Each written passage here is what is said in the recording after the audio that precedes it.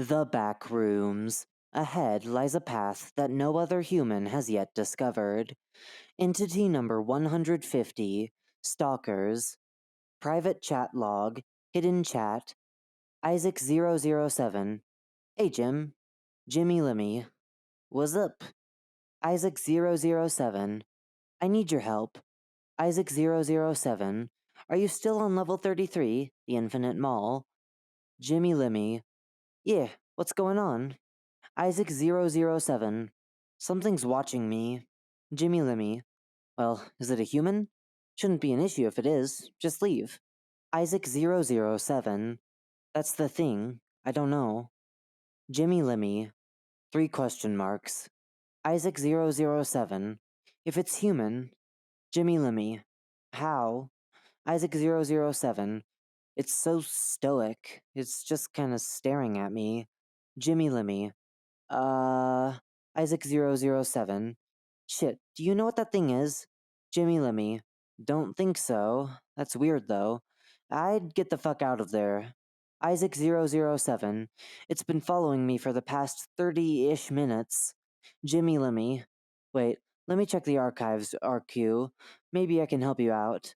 Isaac007. Already tried. Nothing on there like this. Jimmy Limmy. Well, describe it to me. Maybe I can write some notes up. Isaac007. It's getting closer. What the fuck do I do? Jimmy Limmy. Calm down. Grab a weapon. Jimmy Limmy. Hello? Jimmy Limmy. Isaac? Jimmy Limmy. Dude. Jimmy Limmy. I don't think you looked hard enough. That's a stalker. User at Isaac007 has been logged off for inactivity. Jimmy Limmy /permclose. Forum page. Hidden chat has been closed by an admin. Concord Entity Classification System. Habitats. Majority. Indexed Entity Threat Score. Danger 2. Intelligence C. Class Anthropoid. Properties. Aggressive and neurological hazard. Description. Entity 150, commonly referred to as quote-unquote stalkers, are generally non-hostile entities known to roam a majority of levels in the backrooms. Stalkers take the appearance of a regular human, though they haven't been confirmed to match the appearance of any existing people. Stalkers usually wear regular clothing that covers much of their body. Items like hoodies, pants, and boots are all commonly seen on stalkers. Each and every feature of their body and choice of clothing is relatively normal, and it is difficult to differentiate a human and a stalker. Behaviors. Stalkers will not initiate any violent altercations unless provoked. Instead, they will follow a wanderer around at a distance of 5 to 100 feet away. This tendency of staying far away from the victim seems to persist once a wanderer attempts to approach the entity. Although not every time, very commonly, the stalker will begin to back away to maintain the same level of distance between itself and the wanderer it is pursuing. It has been noted by victims that stalkers can also develop the tendency to hide from the victim, most likely to up the paranoia once it is noticed. Footnote: although this behavior is intriguing and shows signs of human-like thinking, there is still very little evidence to prove that stalkers have their own free will and train of thought. End footnote. Although stalkers do not immediately threaten a wanderer physically, the mental effects of being followed by a stalker are fatal. Once a stalker begins pursuing a wanderer, it will not stop for upwards of an entire day. It is truly hard to ignore a stalker, but ignoring one is the best thing to be done when being stalked. It seems that from many accounts, prolonged exposure to a stalker's presence can provoke serious psychological trauma to the wanderer, mainly paranoia. When a wanderer begins to think about the stalker, that is when the fits of paranoia begin. And if this wanderer cannot ease their mind in under an hour, the stalker becomes physically violent. In short, if one keeps thinking about the stalker, they will be hurt, or likely killed by the entity. Although a stalker will usually only become violent after this occurrence, on specific levels, certain triggers can make a stalker become more hostile. The following is a compiled list of the most common triggers observed between levels: contact with water, contact with fire, being hit or harmed by a wanderer, day-night cycles affecting its behavior, attempting to make conversations/interact with the entity, running away from the entity, standing still for a certain period of time. These are all non-level specific targets. A thorough list of level-specific targets is in the works. As for the attack patterns of a stalker, they can vary. Usually, once hostility is triggered, the stalker will not use a weapon or surrounding object to attack or defend itself, instead resorting to just using its body to inflict physical harm. It has not yet been discerned why, but stalkers will occasionally stop hurting a victim before said victim dies. Generally, stalkers do make sure to kill any victim.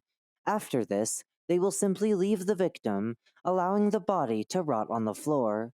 Strangely, bodies killed by a stalker rot much quicker than a typical body. There is only one more notable behavior of a stalker, and this pattern is present in every known instance of a stalker. Once a stalker finds another wanderer nearby, footnote, exact parameters unknown, end footnote, it will begin to follow that wanderer instead. This is one of the possible reasons why a stalker will leave a wanderer on the brink of death, but other explanations are also possible. Meg, Department of Wanderer Safety, June 3, 2002. On behalf of the Major Explorer Group's Department of Wanderer Safety, I would like to address a common concern held by many wanderers. We would like to formally address and answer the following question: what decides who a stalker pursues?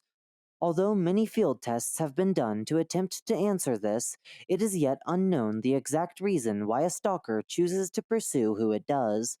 The most probable answer is that it simply is random, but for your safety and concerns, we will list some plausible theories.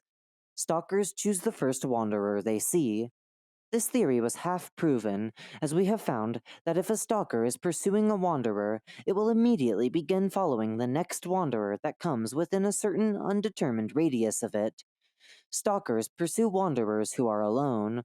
Although there is nearly no way of proving this for certain, every observation of our department has done showed that in all cases the initial victim was by themselves. Undetermined triggers. Although this is one of the hardest to prove, it is just as plausible as any other theory. It is possible that there are certain triggers that cause stalkers to pursue specific wanderers, because of how many triggers would need to be tested to prove this. We have not yet made an attempt on discovering these possible triggers. Of these theories, only the first was proven, but still, we have not been able to figure out what causes the initial stalking to occur. We are aware that while a wanderer is being stalked, the stalker can switch who it follows, but we do not know why the first hypothetical wanderer was stalked. As an important side note, we have also found stalkers standing entirely still when they are not pursuing anybody, though we have not yet seen these idle stalkers begin to stalk somebody after this idle period. We hope this answers your inquiries. Regards, Dr. Makino, head of the Meg Department of Wanderer Safety. Biology. Although no autopsy or full examination of a stalker has been performed, from outside observations, certain characteristics of the way the bodies function have been determined. Entity 150 does not show any signs of breathing like a human being. Footnote: no movement in the chest area. End footnote. There is no pulse present anywhere on the body of an instance of Entity 150. Entity 150 has eyes, but has never been recorded to blink. Although there are many difficult terrains for it to navigate, Entity 150 seems to be able to do it with ease, likely possessing traits such as enhanced night vision or echolocation. Entity 150 makes frequent, soft clicking noises, supporting the theory that they use echolocation. Instances of Entity 150 have vastly different physiques, though this has no effect on their physical capabilities.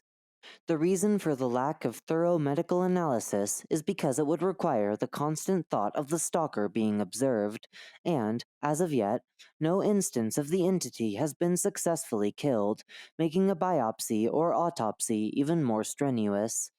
Discovery.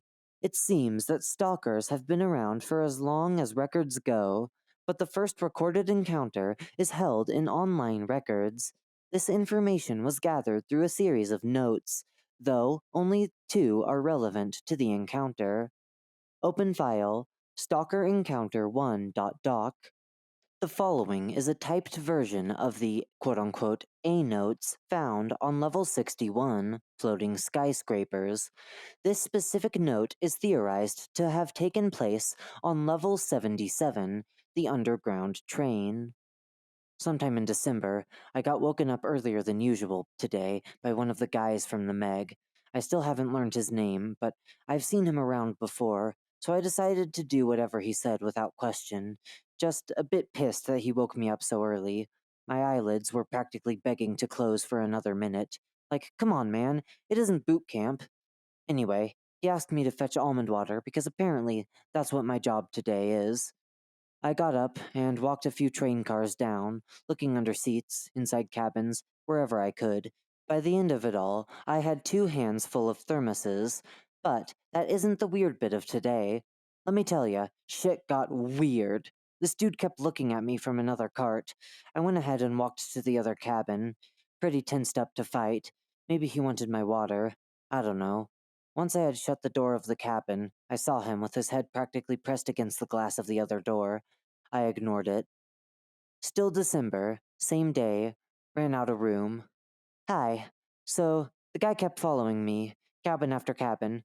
I met up with another guy while switching cabins again, and he pointed out the weird stalker guy. I told him it's probably no biggie, so he just walked right past the dude. Thank God he did, though, 'cause then the stalker started stalking him instead of me. It's safe to say I ran the hell out of there. I dropped off the almond water at the outpost cabin and rested for the rest of the day. Now that I think about it, I never saw that stalker or the other guy again. Creepy. Yo, it's me again, writing from the future. Ooh. So I got out of the level and ended up back in level 4, abandoned office, for like the 40th fucking time. And a new guy I met showed me this picture he took after I told him the story. Eerie as hell, but it took me a while to find this paper so I could write the PS. Please take a look. Kinda cool in a creepy cool way. I don't know. Footnote. Bold, used to discern new writing from older writing. End footnote. Image caption. The photo attached to the paper, the first recorded image of a stalker. Do's and don'ts. Do. Ignore the stalker. It cannot harm wanderers just going about their day. Keep the mind occupied. Listen to music. Draw. Go for a jog, or whatever it takes to forget about the entity. Don't interact with the stalker in any way. Find another wanderer and meet up with them. It might sound harsh, but if it pursues them, the stalker is no longer a threat. Don'ts. Interact with the stalker in any way. Try to kill or overpower the entity. It will only end poorly. Attempt to hide or run away. The entity can easily pursue a typical wanderer. Surrender. Attempt to bribe it in any manner, whether with food, shelter, etc. Continue to focus on the entity in any way. Don't write about it, draw it, take a picture of it, or anything that could require a decent amount of thought about the entity.